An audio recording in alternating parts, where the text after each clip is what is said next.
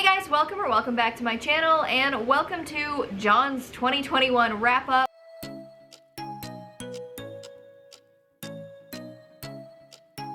He is going to be taking over from here, so I am just going to step out of the frame. Hey guys, like Kate said, this is my 2021 wrap-up and review. I read about 22 books this year. I'm rounding up on that because I'm assuming that by the end of the year I will finally have finished the Mistborn trilogy. I have been struggling for the past week or two trying to finish that. I don't know why, I hit another slump, another wall. Not that it's not good, it's fantastic. Just hit a slump. Anyway, so let's start off. First book I wanted to talk about was a new graphic novel by Julian Thomas that came out a few months ago. We got this when we went to a book/author convention at Joseph Beth's a few months ago, where Kat also managed to meet Cinda Williams Chima, and Julian Thomas was there trying to get his name out there and get his graphic novel out. So here's the cover. It's the first chapter is Welcome to Heartbreak, and the main character is Blackheart. It's beautiful art design. That's what really intrigued me, and then we got sucked into talking about the differences between graphic novels and mangas, anime. We started talking about anime, the different art styles. We kind of just shared a few of our favorite anime TV shows. He suggested a number of different mangas and graphic novels because I myself wanted to get into some and try some out. So this actually is the first graphic novel I've ever read or purchased, and it was a really good one. Now, if you find this on Amazon, it says that it is a gladiator, but I don't want to confuse you. Julian did mention that something about that's where the story is going to go. His profession is as a deadly space gladiator, but that's not where this first one is. This first story chapter is mostly about introducing the character, of course, and the main antagonist. But yeah, if you get a chance to find this, I believe it's only available on digital edition through Kindle right now on Amazon. I don't believe there's any hard copies available, but if you do, hope you're gonna get it. The art is beautiful. You should totally support this guy. I think he's coming out with a chapter, I think he said every month, so I still have yet to get to chapter 2, which I'm sure is out by now at least. Maybe there's chapter 3 already out, so definitely will keep you guys updated as I look into keeping track with this story. So the next book that I read, and I'm gonna stick with series. I'm not gonna really go in order of when I read them, but like as part of the series that I read, I have continued on with the Iron Druid Chronicles. I'm sure you've heard Kat talk about them a lot. They're one of her favorite series by one of her favorite authors, and honestly, probably one of my favorite authors as well, Kevin Hearn. Damn right he is. So I kind of started all over from the beginning because I had started the series and then crashed and burned and then just not caught back up. So what I started to do this year is I started to reread them.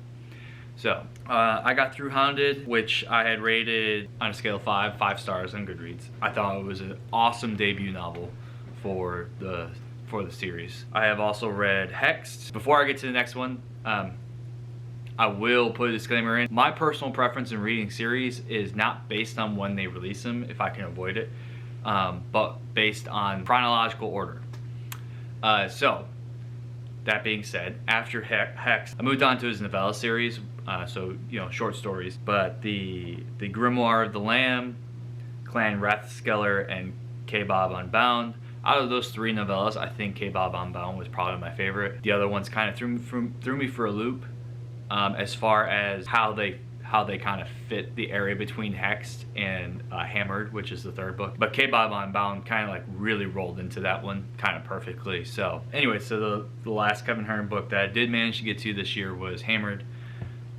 For any of you who have forgotten or you're a first-time viewer, Iron Druid Chronicles centers around Atticus O'Sullivan. I'm not going to even try and pronounce his Irish name, Celtic name, because, well, I'm just not very practiced at it, so I'd rather not butcher it. Anyways, it's about him and his trusty wolfhound, Oberon, who is probably, while we love Atticus as a character, Oberon is probably the best. And just a little bit what's so unique about it is that he has created a mental link, a binding for his magical skill set to his dog that allows them to communicate to each other telepathically, I guess, and is the best way to describe it. And so Oberon's mannerisms are probably the best. They're just hilarious. This, you know, big Irish wolfhound just being a dog. Anyways, if you haven't read them, absolutely recommend it. So next is the Memoirs of Lady Trent series by Marie Brennan. This calendar year, I have read The Voyage of the Basilisk and The Labyrinth of the Drakes, which is books 3 and 4. I would love to talk more about it, but I don't want to give too many spoilers. And you kind of have to know what's happened in the first 2 books to really know what was going on in 3 and 4. But it's a fantastic story. I know Kat just talked about it the other day, or a recent video, as she just finished the first book. So if you'd like a good synopsis of whether you want to get into that or not, I definitely recommend going back to that video. But otherwise, total thumbs up. I gave them both, I believe, 4 and 5 stars respectively. I gave them 4 stars, both of them 4 stars. Just fantastic writing, just super intriguing, very different from any kind of fantasy story that you probably have heard of or read before. It's just a very different approach, and I enjoyed it very much. So the next series that I'm going to talk about is one, I think I talked about the first book before in a review. Can't remember, it's been so long since I've done these. Anyways, is the Dragon's Lord series by John Hollins. This series, especially the first book, is just wild, to put it nicely in PG terms. So it's the chosen one trope where he's the farm boy and he has everything taken away from him from, you know, the Dragon Lords. And can I swear on your channel? Gets just shit-faced and then gets angry and then has this guy who's kind of like an uncle to him, not any blood relation, but is practically an uncle to him. He's known him all his life and knew his parents and everything. But anyways, he is a horrible influence, total town drunk, and manages to convince him to try and steal from the Dragon Lords. And they run into these other 2 mercenaries, essentially what they are. They're paid mercenary thugs. What's their names? Will is the main character. Firkin is the uncle drunk guy. Balor is a Analesian, which is a type of human-like lizard people. And then Let is the Let and Quirk. Let is the other mercenary with Balor. She's more like a rogue thief, super good with throwing knives or daggers, sneaking around, stabbing people. Very skilled in hand-to-hand combat, close-up, quarters, and just overall sneakiness. The Analesian is a bloodthirsty barbarian who just wants to charge in face first and beat the shit out of everybody. And then Quirk is a magician, a mage, who has a curse that is super powerful, in which she, sometimes when she gets angry, she gets super hot and then shoots fire everywhere, like as strong as a dragon's flame. So anyway, so these miscreants, this mess of people, end up working together, and after heist after heist after heist, all of them kind of failing but succeeding at the same time, just go from one Dragon Lord to the next. It's just a fantastic story. If you love that kind of cheesy, simplistic, just the way John Hollins just describes the scenes in the book, or the way people think or say things, is just fantastic. It's very much R-rated, I would say, just for the violence, graphic scenes, and just the large amount of swearing. I find it hilarious. I thought it was a good laugh, a great read. I rated the first one a 5-star. So the first one is Fool's Gold. By the way, I don't think I mentioned the title of the first book at all, but the first book is Fool's Gold. The second one is False Idols, and this one kind of goes off of the heist train and then turns into more of the aftermath of everything that they've done and the consequences of that. And I can't go into too much, otherwise I give away pretty big spoilers. But again, It's a little more serious in this one. Still lots of just crude comedy, but still very, I don't know, very good. I rated it 4 stars. I don't know, something about the heists in the first one was just hilarious. But the second one is less heisty, a little bit more adventuring, and just total and utter chaos. The ending, I don't think you'd be ready for the ending. But I have the 3rd book ready. It's in my TBR. The 2nd book is called False Idols, if I didn't say that already. The 3rd book is Bad Faith. That Bad Faith is in my TBR. I hope to read that in the early part of this next year. And I'm very interested to see where this goes because of the way the 2nd one ended. It just got me ready. It's not really a cliffhanger, per se, where it's not, but you are super curious as to what goes on next. Anyways, fantastic read, totally recommend it. If you're into crude humor, of course, you should totally check it out. All right, the next things I'm gonna talk about, I'm gonna kind of just knock this out now in the middle of this. I read a couple more nonfiction books, and while they're intriguing to me, I'm sure they might not be intriguing to everyone or most of you. So anyways, I'm a big golfer, I like to golf. A couple of nonfiction books that I read this year. The Worst Case Scenario Handbook for Golf, rated at 3 stars, is okay. It's not really a story, it's more about just really bizarre occurrences that can happen on the golf course and how you score it, which is kind of funny in that way. But yeah, it's just figuring out how to work around the rules. The only other nonfiction book I read was another golf book. This one was actually a fictional story. It's called Fast Greens by Turk Pipkin. It was a pretty good book. I gave it 3 stars. It was okay. Just simply a story of 2 formerly best friends and growing up hating each other, growing old and hating each other because of something that happened between them, and then everything gets kind of worked out therapeutically on the golf course as they are playing each other for rights to an oil field property, I believe. So it was an okay book.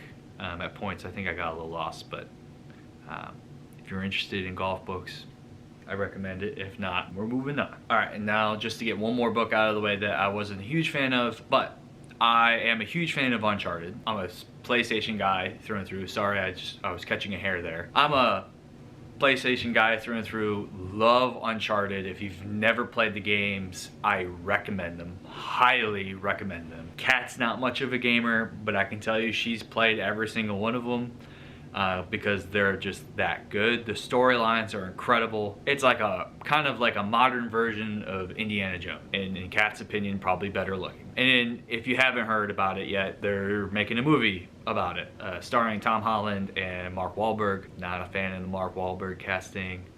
If you played the game, you might understand why. Tom Holland is pretty cool. I'm cool with that. I kind of like that. Probably still will go see it regardless. There's a couple of books based on Uncharted, and Christopher Golden wrote one of them, and it's called Uncharted: The Fourth Labyrinth. And I was a little excited for it. Like I said, I thought anything to do with Nathan Drake and Sully would just be awesome. This was, I don't think maybe I'm a little bit of bias from the games is playing into this, but I felt like the author just did not understand who Nathan Drake is really as a character, and Sully for that matter. I just don't think they were well written, which kind of like ruins the entire book for me. I did give it 3 stars because the story itself was pretty cool. The history that was incorporated into it was pretty neat. I was just really disappointed with the characters, I think. Kind of hurt. The next book I wanted to talk about was The Ruin of Kings by Jen Lyons. It is part of the Chorus of Dragons series. So Kat's talked about this before. I know she wasn't a huge fan. I have mixed feelings. I thought the plot, the storyline, the characters, for the most part, the characters, were really, really well written.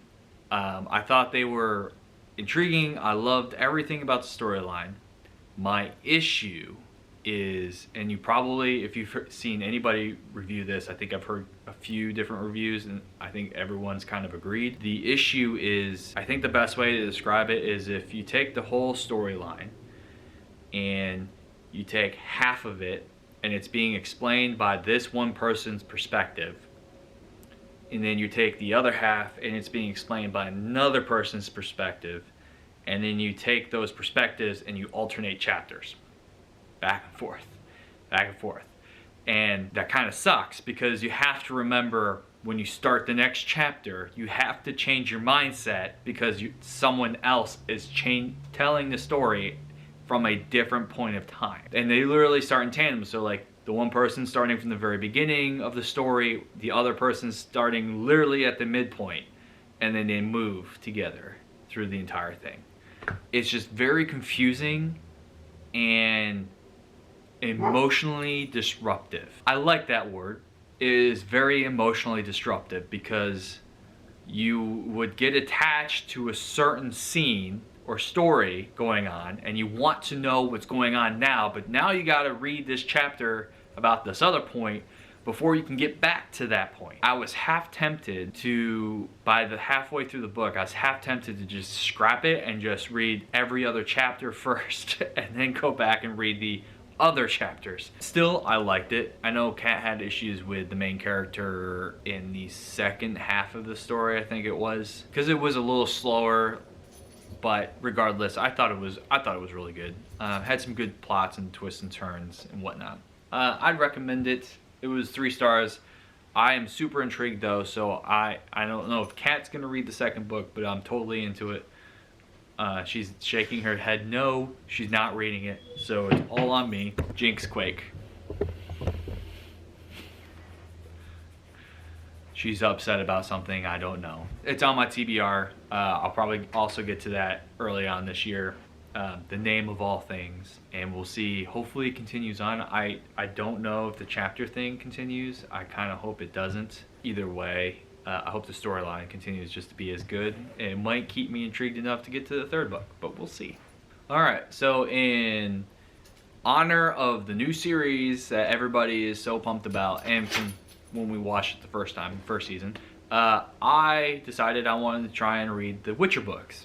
So I have only read the first one, the first prequel, because again, chronological order for me, I really like it. So it's The Last Wish. I'm not even gonna try to say the author's name. Andrzej Sapkowski. If you heard that, she said it. I'm not gonna even try. I liked it. I believe, when did The Witcher come out? I fortunately had it in mind since I watched the first season, loved the first season. Knew that the book was, that it was an anthology. I kept that in mind. I've never really read an anthology before, so this was my first, and I enjoyed it. I really did. Not my favorite thing, but you know, I like a linear story as much as the next person. The short stories were really well written, and I do know that there were a couple stories that I did wish made it into the TV show the first season. One of my favorites being the kind of the Beast, the kind of play off the Beauty and the Beast part, which, by the way, spoiler alert for anybody who hasn't watched any of the second season of The Witcher, is the very first episode.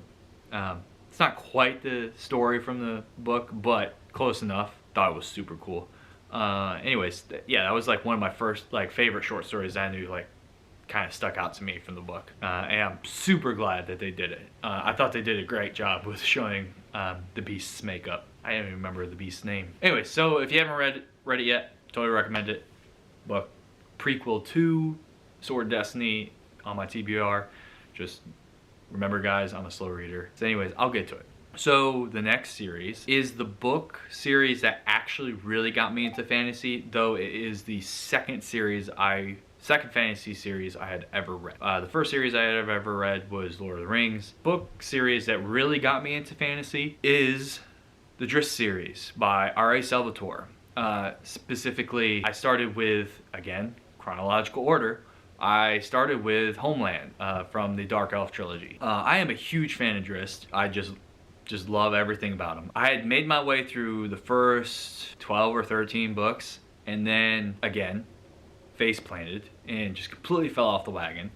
And so I decided, now that I'm getting back into reading books again and mixing it up so I don't face plant, because I used to read when I read things, I would read them as a series. So like I'd read the first book and then move on to the next, and then the next, and then the next. And then, well, if you can imagine, if you know anything about the Drizzt series, I think there's like 40 books.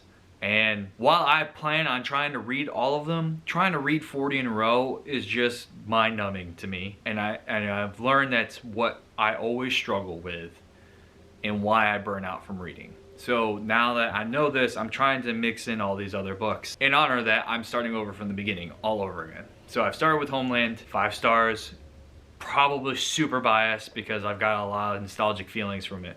Is, like I said, the first thing that really got me into fantasy books. Just everything about Drizzt, about his home world, just loved it all. And while I appreciate all the books afterwards of him out of the Underdark and everything, so intrigued by the society and the culture of the Dark Elves, and the trials that Drizzt had to face just was so neat. If you haven't read it, I highly recommend it. It is now part of the D&D universe, I believe. I don't know how recent it was that happened, but it is part of the D&D universe. My first time ever trying to play D&D, I decided, kind of wish I got a little bit more creative, but I decided to try and make a Dark Elf kind of in the similar style of Drizzt. But now that I know what D&D is all about, I have different ideas of what kind of characters I want. Anyways, we can talk about that some other time. Highly recommend it. Check it out if you haven't. I have not read too many Sanderson books, but I've heard the hype train. I've heard all about it, mainly from Kat and the videos that she watches and the people she watches. Everybody's on the Sanderson train. So I finally decided to give it a try, and I had started the Mistborn trilogy this year, and after the first book, I can tell you that I am fully on board the Sanderson train. That dude knows how to write. His characters are fantastic. He keeps you on your toes. The whole Sanderlanche thing that I've heard people talk about, like, it's real, and it's just, man, like, keeps you in suspense. It is just fantastic. It's a great series. I am on the 3rd one right now, and like I said, I've had some things going on, so I've kind of hit like a wall a little bit, but I promise you before December 31st, that 3rd book will be finished, and then I'm moving on to Elantris after I finish, as recommended by my wife. I don't think that's chronological, so it kind of hurts a little bit. Okay, so I found out that I was supposed to start with Elantris if I wanted to go chronological, so back to the beginning. Anyways, I look forward to this. Like, the only thing that scares me about Sanderson, though, is moving on to the Stormlight Archives, because those books are massive, and I have never read a book that massive. And I read the Drizzt Dark Elf trilogy, like collector's edition, which is 3 books in 1, and I've read that all in one sitting. And I've read the Clerics Quintet by R.A. Salvatore, same universe, which quintet, 5 books in 1. And still that thing, that like those Stormlight Archive books are just huge. Those suckers right there. So I'm a little scared, but I'm excited. Can't wait to get to them. But like I said, I kind of like to read things in chronological order, so I'm going to try and do my best. I'm going to trust my wife. She knows me. I'm just going to follow her recommendations as I traverse the Sanderson scape. I'll let you guys know more as soon as I finish the Mistborn trilogy. Maybe I'll just do a whole thing on Sanderson, because I'm just very impressed. Saying all that though, it actually was not my book or books of the year. I have one more book to talk about, and it is definitely my favorite book of the year, though I have heard rumors recently, and they're not rumors, they're opinions because the series is done, that I won't like the ending of the series, but I don't care. The best book I've read this year is The Shadow of What Was Lost by James Islington. It is the first of the Licinius trilogy. We were at a half-price bookstore, and I remember just seeing that. Actually, I remember distinctly what happened. I saw 2 different versions of the same cover.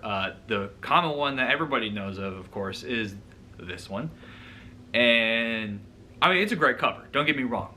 Good cover. But the cover that I saw, and I hope she can find it. If she can, she'll put it right here.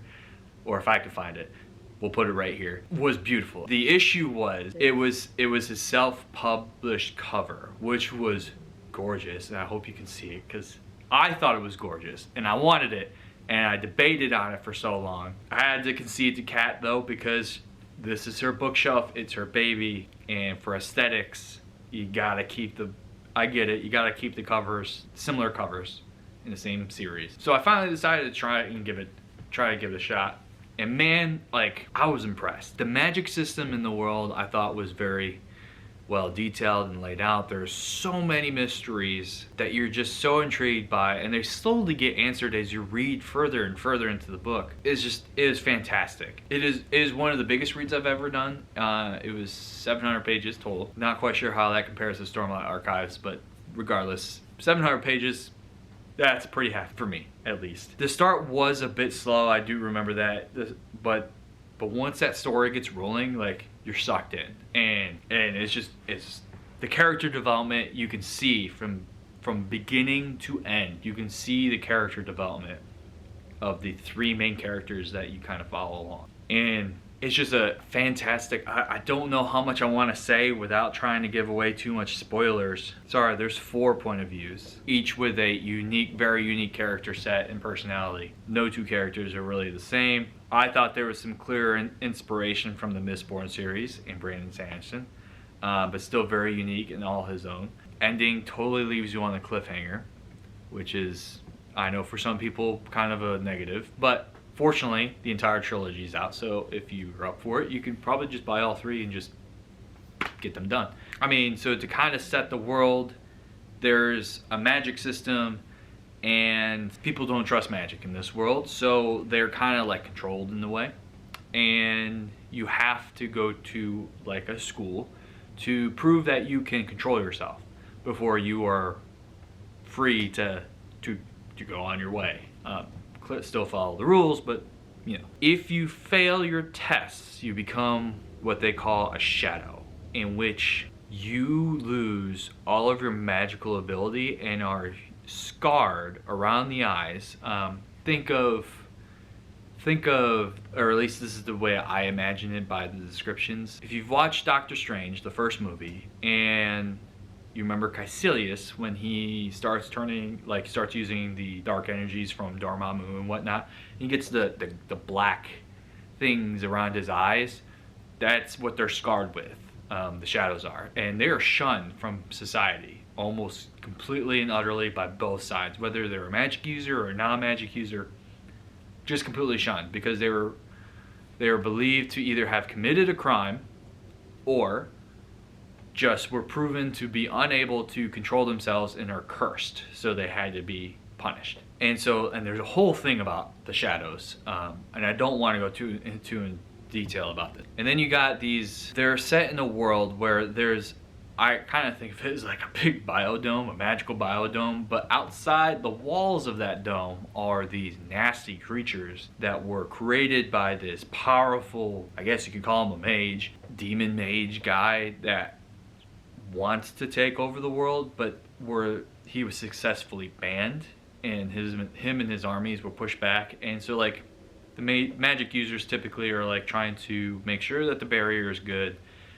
that nothing is getting through it, but all of a sudden signs start to show that the barrier is falling apart, and these 2 people are sent on a quest to go figure things out. And there's just a lot of plots, twists, and turns, and it was fantastic. I don't know what else to say about it without trying to give away too much. I think I'm just gonna leave it at that. I highly recommend it. It was a 5-star read for me. It is just fantastic. The second book is in my TBR shelf. Also something I hope to get to early, because I'm really itching to see what happens next. And we have the 3rd book now, I believe. Pretty sure we just bought it recently. Totally check it out. Give them a shot. So that's my 2021 wrap up. I hope you guys enjoyed the video. I hope you enjoyed me kind of talking about the books that I've enjoyed this year. I read definitely branched out a lot this year, I think, as far as my types of books. Usually I kind of stick with series and I don't really venture out. I definitely took a couple gambles on some new books, and I'm glad I did. Anyways, I hope you enjoyed the video. And I guess I'll catch you guys next time. Alright guys, so that was John's 2021 wrap up. As per usual, I will have all of the books that he talked about linked in the description box down below. And while you're down there, don't forget to like this video if you liked it, and subscribe if you want to see more content from me. Also in my description box you can find links to my Goodreads, my Twitter, and my Instagram in case you guys wanted to follow me on any of those. Don't forget I also have an Unplugged Book Box rep code that will be good until February for 5% off of an Unplugged subscription, as well as a Book of the Month affiliate link. And that is it from us today, guys, so we will talk to you in one of our next videos. Bye!